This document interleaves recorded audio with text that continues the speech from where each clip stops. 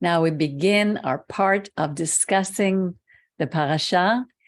And it's unbelievable what just happened to me, because I'm living what Rabbi just spoke about in this parasha. We all want to appear in a good light. Maybe some don't care as much as others. Maybe those who are the high eye, we want to always look good to others. And I had a conversation with a friend of mine, and she listened to Rabbi's message. I think it was last week. I'd sent her a message, and she was telling me that when I speak, it's much clearer for her, because it's like I have an orderly way. Our rabbi spoke like a rabbi. He would go in circles. Now, for those of us who have listened for years and years and years, we understood how he spoke. And we would be able to draw different things. And each time you listened to him, you would get something else. So I made a decision this week. I decided as I was listening to him and I was typing out the blog, the drash, I decided to try something new. I said, okay, instead of Rabbi reading it, I'm going to read the message. I'm going to try to make it as clear as possible, try to keep a theme going throughout. And I think I mentioned it to you, Miriam, and you said it was a good idea. I mentioned it to her. She said it was a good idea. But when I got on and I spoke the beginning of my message, it's almost like this other person stood up inside me and said, the reason that I'm reading it is because the video was not perfect. That's a sheer and outright lie. His video was perfect. It was my decision, but I wanted to look like maybe they would think I'm trying to take the light away from the rabbi. And I was looking for a quick excuse. And I said, oh my goodness, I just did exactly what he was talking about. By wanting to be in a good light, I said something that was not true. And for that, before everybody who was listening today, I apologize. Sorry, I don't understand. What did you say that wasn't true? I guess you weren't listening to me. I was listening, but I don't understand. No, at the beginning of the message, what I said was the reason that I was going to speak it instead of playing his video was because there was a fault with the video. Oh, I thought you meant, okay, that you're speaking because a lot of people don't understand what his accent. No, I didn't say that. That's not what I said. Maybe that's what this is what I'm saying now. Personally. This is what I'm saying now, but not what I said at the beginning of the video. Oh, because the video wasn't clear. Yeah, okay. No, yeah, and it's not true. And I said, wow, how our egos try to constantly protect ourselves. Oh, so what was your real reason? You wanted attention? What do you say? No, I was thinking, I don't want people to think I want attention. And that's why I'm doing the video. That's why I'm speaking it instead of just playing him. I had reasons, and my reasons were good ones. But instead of just accepting that, I made up another excuse in case someone wouldn't understand what I was talking about. Okay. I'm confusing everybody, eh? Yeah, it's not clear because to me, what he's talking about is, when we want attention for ourselves, but that wasn't what you were doing. No, what he was saying was that many of us try to appear to look like in a good light. No, right, I understand. Yeah, like we put on a facade so that we don't show people who we really are. How were you doing that in this? I put on my video. I know. So just listen, okay, Bri? That's okay, no problem. I put on the tablet video. Okay, we'll suffer by not seeing you for today. Don't worry. Okay. It'll be okay. Once you call them and you'll get it fixed, you'll be able to come on again. Yeah, maybe I'm confusing everybody now, but can I just say what I think you said and what I think you mean? Generally, when you talk to me before this Zoom session, you're saying a lot of people don't understand him, his accent, and sometimes he doesn't tie strings together all the time. Anyway, so you were just going to speak so people could understand and receive what he was saying. And exactly, that was one of the reasons that was going to do that. What you've done? There was nothing wrong except something inside me, just as I was beginning to speak today, said to myself, who do you think you are to do that to the rabbi's message? Why would you not play his message and let people just deal with it? Why would I make that decision? I didn't feel right in doing that Okay, that's right another now. story. But That's then another- instead of just saying or just leaving it, I made up an excuse by saying there was something wrong with his instead of video. saying it hit you that Instead you of shouldn't be saying doing. so, exactly. So it's like I was covering up. I'm Okay. just saying that because this Yeah, is no, I a understand. fulfillment of the message. Okay, okay, it is, but it's not a clear one because your motive wasn't, it's not the same. Your motive wasn't in any sense to bring attention to yourself. So I know what you're saying, but I don't think it's a clear example of that. Okay, so maybe we should start the Bible study again. And I'll take all this out so I don't confuse anybody. Because I don't really, I mean, I don't think it's wrong what you did. If his message gets across more clearly, I don't see a problem with that.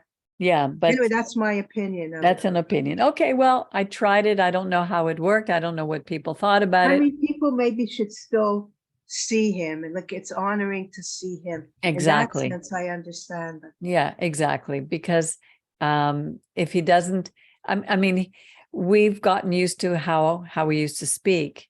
So, and we know even if he went in circles as a rabbi, and he didn't always tie up the loose ends. But that's important. That it was important that maybe that was a language issue, but ends should be tied. Going in circles is not the same as being incomplete or whatever. Yeah, no, but because I think he would always go off in tangents because he didn't speak from notes, which to me was amazing. Yeah. He really allowed, sometimes an entire message would be changed because he allowed God to guide him and to lead him, which is wonderful. And we all get something through his messages, especially after we listen to them time and again. It was always something special. But this portion, my hope was that we got the essence of what he was trying to do, what he was telling us with the outer garb, because we all tend to wear an outer facade. That's why the vestments, but also because the vestments were to, you and I, Miriam, we're very ADHD. We like shiny things. Our eyes are drawn towards shiny things. Like I just could stand and stare at them. And that's what this vestment was. It was to get our people, wow, we're going to look at that. We're going to look away from the vestments of the magicians of Egypt and the sacred priests and their rituals and the things that they did that they were merciless, and to look toward God, a merciful God. And that's what those vestments were all about. And not only that, the ephod had this 12 beautiful stones of different the rubies, the carnelian, the diamonds, the sapphire, the emeralds. It's so beautiful. And each of them represented one of the tribes. It's like we are his jewels. We are his treasure. I didn't even mention that in the message. And he was carrying them. And he was going to carry the tribes on his shoulders. It's like the Kohen, the link, that he would carry us, he would be the link between us and the Creator. There's so many pictures in this portion. It's just magnificent. And that's what I wanted to show people. And that the fact that he spoke to those who were going to create the vestments and the things that were inside the tent of meeting. They were given, the spirit of wisdom was breathed into them. They were given those gifts, and every one of us has a gift. Some of us have more than one gift, but we have at least one gift that God breathed into us. And when we find that gift, when we spend time and we find that gift and we give that back to the community, there's such a sense of fulfillment, such a sense of richness in our lives, and everybody benefits, not only ourselves, but all the nations, all the community. We imagine if all the world was doing that. And I guess it'll be like that one day. So does anybody have something to add to the message from this morning? You need to put on your microphone, Miriam, if you're going to speak. Your mic is off. No, I know. I'm not. I have so many. I can't think. But I often I respond to something. I can't. I mean, it's hard to live a life where all our motives are Pure. where we're honest, or where very that's hard. Sometimes we just like this song, a hit song that's sort of been around for a while. It says, "I'm only human after all." But I'm only human after all. Yeah. I mean, there's a danger. It's a delicate balance between being not self-deprecating, like putting yourself down, Right. and going the opposite way, being self-righteous. Look how I do this right, I do that right, and just sort of a balance between, well, this is who I am, and I want to be obedient to God, but don't expect to be perfect. Sometimes our motives, let's say, I always say that I know at the base of things, I want to be part of God. I want to walk with God. I can't imagine what a shambles I would be in. I've already been in the shambles and coming through being in the shambles without God. But I also can't dwell on being perfect. Like, are you doing this for, No, but that's not the issue. It's not about dwelling on being perfect. It's when we know we did something wrong to take the necessary step to make it right. No, that I and agree. That takes courage. It's difficult because like I got a call this morning that someone needed my help tomorrow. And in the moment I was thinking I've had so many things to do, and it's something that somebody else could do, and I may not be able to do it. And then I was accused of not having rachmanis, like not having compassion or mercy. And I hung up the phone, and I felt terrible about that because I'm not like that. I'll do the very best I can if I can, but to be accused of that. And I was able to call the person back and tell them I thought that wasn't fair that they would say that to me. And that's when we were able to talk it out. And she apologized, and I said we would do our best. And then she was telling me of all the things that she was going through. And I can understand where she's coming from. But, we have to have the courage to tell somebody when we have been upset or affected by somebody else's behavior. Of course. Yeah, because we are not perfect. What I'm saying is, that's right. We have to be accountable for our action.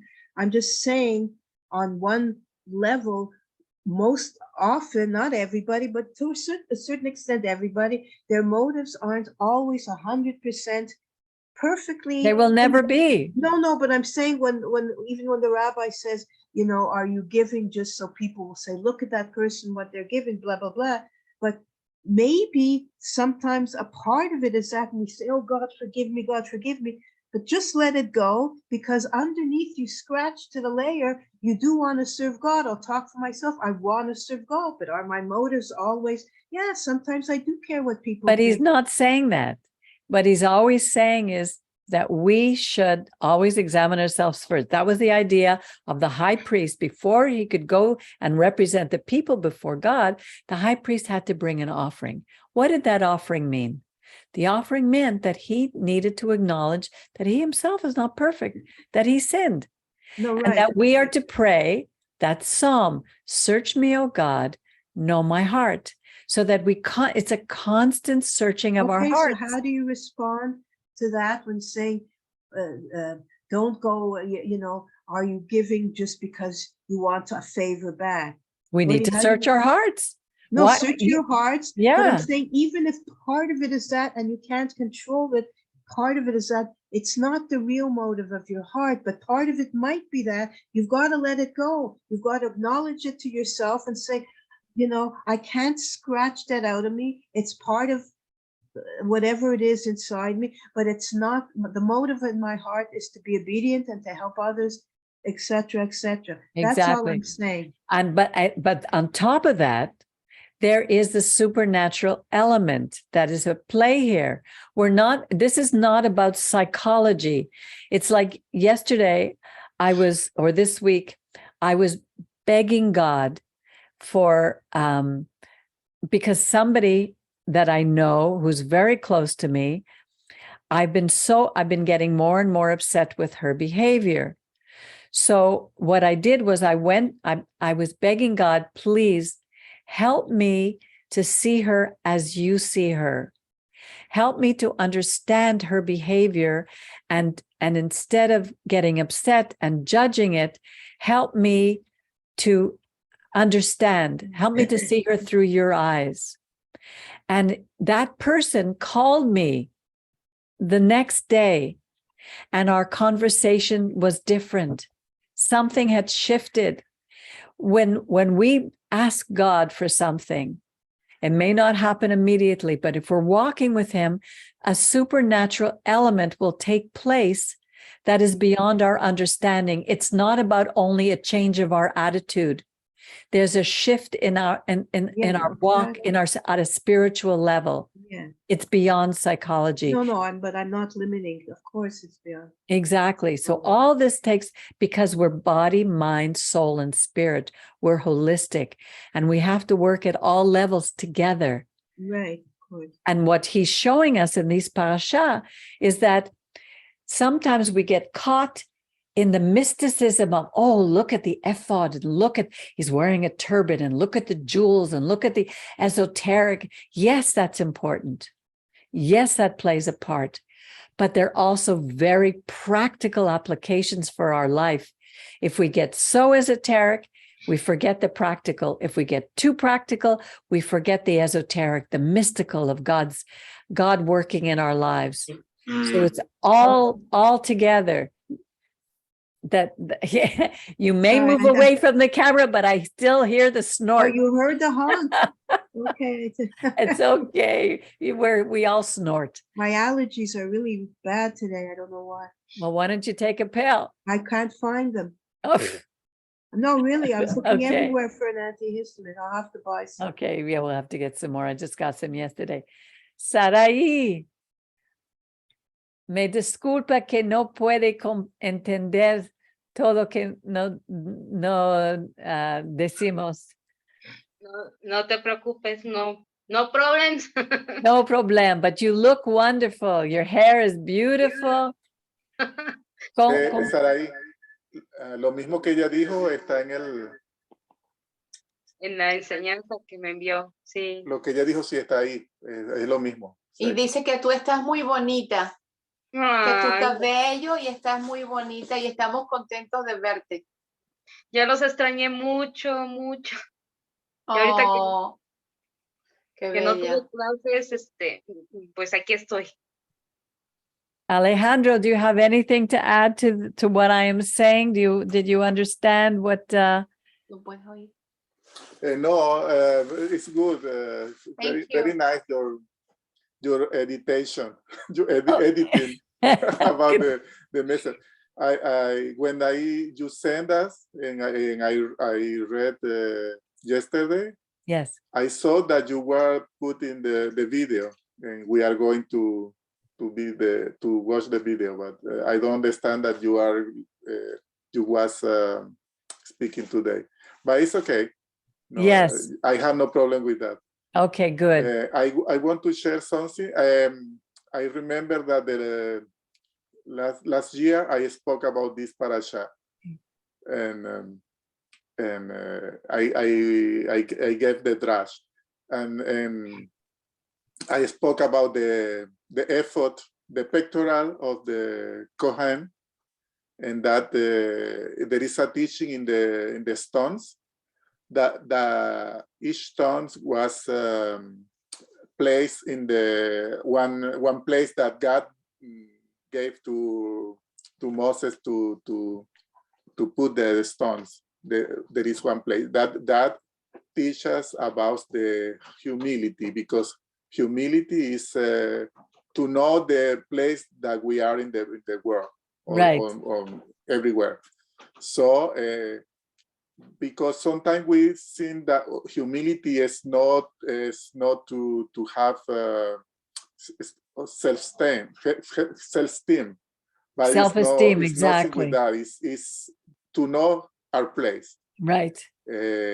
Our role, our purpose. Exactly. Everyone have a position in the world, have a role to play in the world, and the humility is to know that place. Every tribe in the Israel have a place in the land. They have a place in the pectoral. That means that we need to know even the place that in the world, because God is bigger of all the sins, all the person, all body. Do you So know we if need to know what is my place par rapport, ¿cómo se dice par rapport? With respect. With respect to God, which is my position with respect to God, and why is my position with respect all the human beings. right, and not to Yeah. covet someone And- else's place. Another thing is that in this parasha, Moses is no name. The name of Moses no appeared in this parasha. And I heard a rabbi that said that that is important because God gave to Moses the place that they are, because he said no say the Moses you shall command the people of Israel. He said you. So you is important because we can have the name. The name is only to identify us or to identify. I am Alejandro, for example, but there is many Alejandros in the world. Right. So the name is not only for me, but I am. Nobody is I am. I am. You know. Yes. So it's for that that when God said Moses, you shall command, the you is only it's only Moses. There is no other person. Right. That show us the important is everyone to God. Exactly. You want to explain a little bit in Spanish for Okay. Sari? Saraí, ¿me oye? Sí. Ok. Estaba diciendo de que en el pectoral en la parasha habla de la pectoral de la ropa del sumo sacerdote. Y hay una parte que es el pectoral donde estaban 12 piedras y cada piedra tiene un lugar y es una piedra específica. Entonces habla de la humildad que debemos tener, porque humildad es conocer tu lugar. Cuando tú conoces tu lugar, tú eres una persona humilde, porque sabes, tú no eres más, tú no eres menos. Tú eres tú y tú tienes un lugar. Entonces tú puedes ser un líder, pero el ser líder no te hace más que los demás, porque el lugar que tú tienes es un lugar de responsabilidad. Entonces es conocer tu lugar y hacerlo valer, pero sin arrogancia, no ser más ni menos que el otro. Tenemos un lugar con respecto a Dios, y es que nosotros sabemos que Él es más grande, pero con respecto a los hombres, somos iguales todos. Y hay otra parte, otra enseñanza en la parasha, es que no se nombra el nombre de Moisés. No se dice en esta parasha, no se nombra a Moisés. Es la única parasha donde no se nombra, pero Dios le dice tú vas a ordenar a los hijos de Israel que enciendan el menorá. Entonces, ese tú muestra la importancia de que Dios le da a cada persona. Porque Moisés había muchos, o puede haber muchos, tal vez en ese momento no había, pero puede haber muchos, ahora hay muchos en el mundo. Entonces, no era el nombre de Moisés lo que lo hacía a él, sino su personalidad, su ser humano. Entonces, por eso Dios le dice tú, y tú es él, no hay más nadie tú. Tú no puedes ser ella o no puedes ser el otro, como Saraí. Saraí hay muchas, pero tú eres única, ¿entiendes? Pero tu ser humano. Entonces eso es lo que nos muestra Dios, la importancia de cada persona. Muy Thank you. bello. Do you know, Alejandro, if, because the stones were placed in a specific order, do you know if the same tribes were placed in the order when they, around the Mishkan, the same order as where the stones were on the ephod? Do you know? Yes, yeah. They were? If I know where is the places? It's like if the tribe of, let's say, Judah was placed in one I place. don't know exactly, but I know that the You mean a the stone parasha says representing? that, for example, put the emerald, sapphire, Yes. rubies on every stone is specifically placed, and by the one place, because it was four columns and three Yes. 5 lines. Yes. Like that. That is, I say. But Yeah. I don't know whether maybe there is one place specifically. Maybe with the you remember when God gave the land. Yes. Each tribe have one place in the Exactly. the I'm wondering if it's the same place. Exactly. One in the north, one in the east. Yeah. Maybe we can, by that, we can Research. have the same place in the pectoral. Yeah. Interesting. That I saw that. I seen that. Yeah. Wow. Angel, are you there? Do you have anything you would like to say?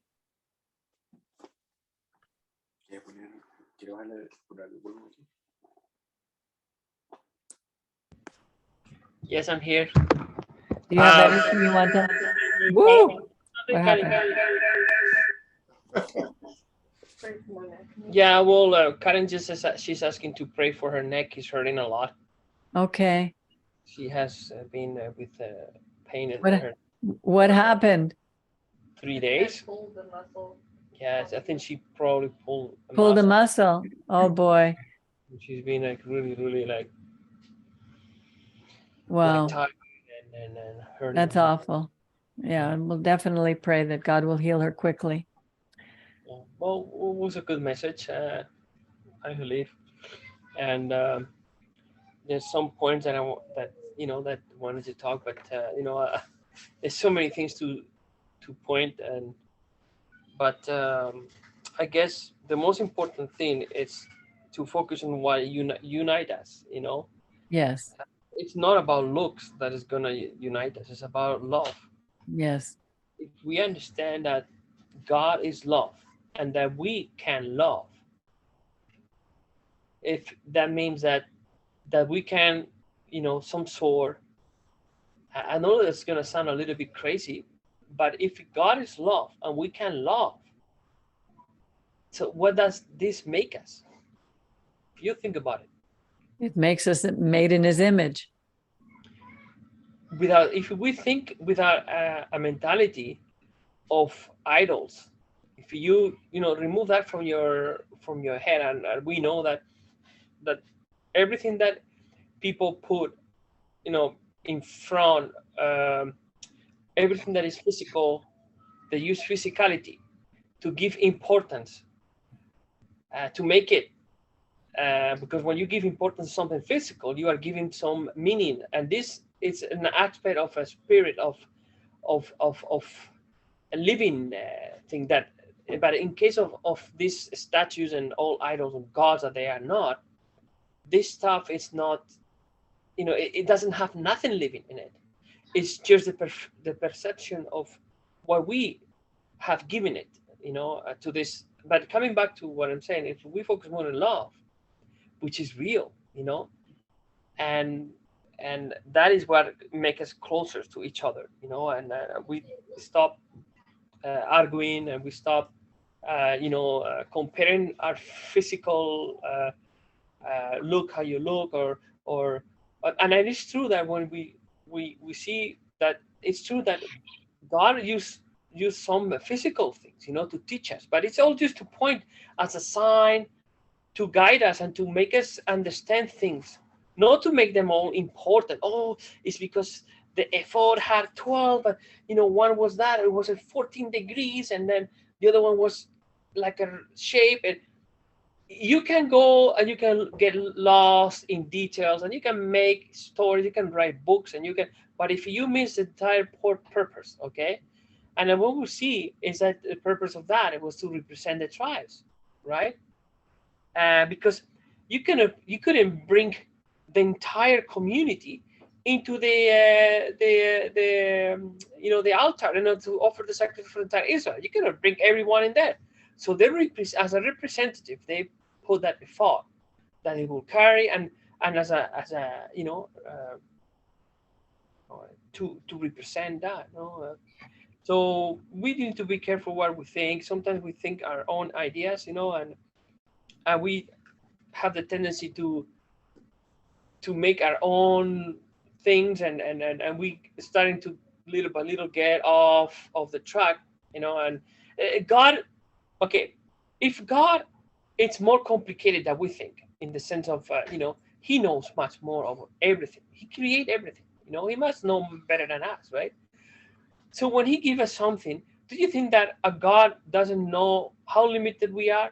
Wouldn't he talk to us like simply, and it would tell us, okay, listen, I give you this, you better listen, and you better do this, He will give us to us in a way that we understand. Now,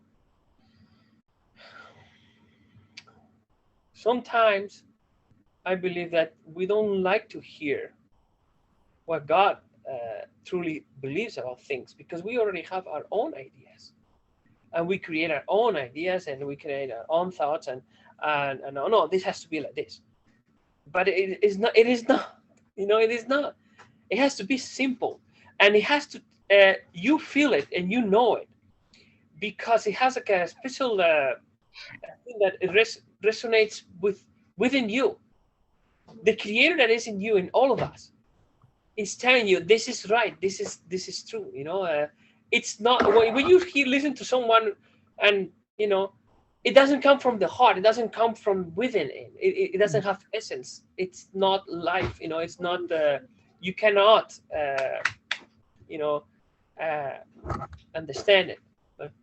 But yeah, this is important. It's very important, as I say, that we focus on love, and to respect each other, and to understand that we are humans, and we are in the process of learning, and despite what we believe that we are, and our ways, our intellect, and how smart we are, and how we are all learning. There's things that we don't understand yet, but we will learn. And most of the important thing is that something that we have, like we missed the basic the understanding of what the concepts, the basic concepts that the Creator gave us. Like one of the, when we refer to the house of prayer, when we read, Isaiah 56:7, that my house should be a house of prayer for all the people, right? So now when Isaiah was saying that, was he referring to a building? Or was he referring as you, the building? Because it's